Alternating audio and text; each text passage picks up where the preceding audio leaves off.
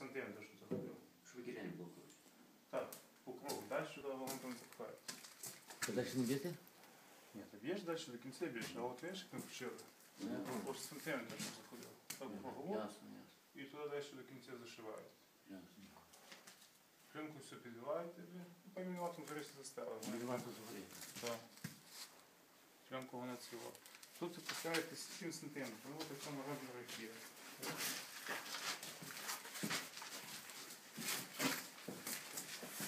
Ну, ось включила, бачиш? Щоб башмак закрити. Ясно. І так само підлогу звідти. Та, що є, піде ту кімнату.